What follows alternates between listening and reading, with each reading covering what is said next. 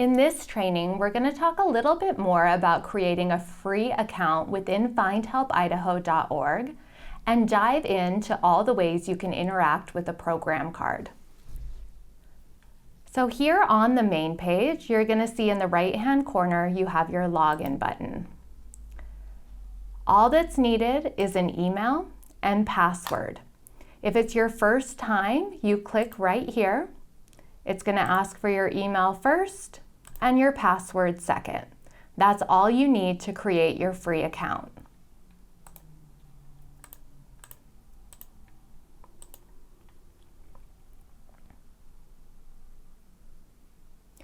Now that I'm logged in, I'm going to show you how the main page changed. Before, when you scrolled down, all you saw was the language option. Now you have these program tools that are available for you above that select language tool. Program tools include tracking inbound referrals to your programs, viewing program analytics. You can update the information on your program card, get tutorials and trainings, see the people you're helping, and work with your team through findhelpidaho.org. It also gives you the ability to interact with program cards in more meaningful ways. You start just like a regular search, typing in your zip code first to pull in the programs in your local area. Once you're in, you would again just do your regular search functionality, selecting the program and area of need that you're helping find for yourself or someone else. So you'll see here, we have a program card for Catch. They have the Our Path Home program. When you expand the program card, you'll see more information about the program. So you have any eligibility requirements, if the program is available. Right now they have availability. And just a pro tip, if they didn't have availability or they were on a wait list, that information would actually be in red right here under the Open Now to let people know that if they apply for the program, that there would be a wait. You have a description of the services provided by the program, languages offered, whether it's free or reduced cost, and then some next steps. Their phone numbers listed to call, they direct you to their website and any social media pages. They also show you on a map where they're located. If there were multiple locations, they would all be listed here, along with hours of operation.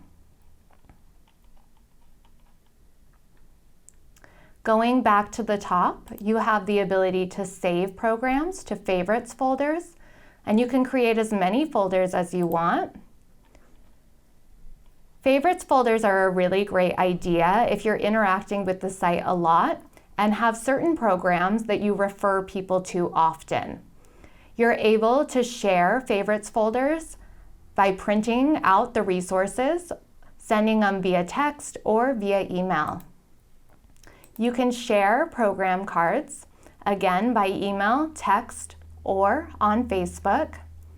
I mentioned this in the last session, but as a reminder, when you send an email or send a text, it's never sharing your personal information, only your name and first initial of your last name. You have your notes section, so you can add in notes about this program. We saw it was closed on Sunday, but maybe there's a phone number you can call on Sundays if you need to reach someone. You could type in that note here, save the note for yourself, or share it with your teammates through your group in findhelpidaho.org. Notes that you add are only for you and your team. They're not going to be published anywhere on the findhelpidaho.org site. And then you have the ability to suggest edits. So if you notice missing or out-of-date information, findhelpidaho.org wants to know about it. Send on your message to the Find Help data team, and someone's going to connect with the program within 48 hours to make the change. Probably the biggest thing to know about program cards, though, is how to interact with them to refer people to the programs right through the Find Help site. So you'll see they have the one-step referral tool turned on for our path home. You're going to say that you're referring for yourself or someone else. Type in some basic information about the person you're helping. Always make sure you have verbal consent to share their information with the program, and then hit send. The referral is going to be sent directly to the program, and someone from the program will be alerted to the person looking for help. They're going to reach out to the person to get them the help they need. A one-step referral tool is the preferred method of how people connect with programs on Find Help. If you can imagine you were in crisis and you used this resource and someone actually called you or emailed you saying, "We have the help that you need," imagine how powerful that would be. You also have the ability to set up your program listing to have people apply if you already have an application on another website, or you can have next steps listed. In this case, the program says the best way to connect is to call. But no matter what, you're always able to log a referral through the site.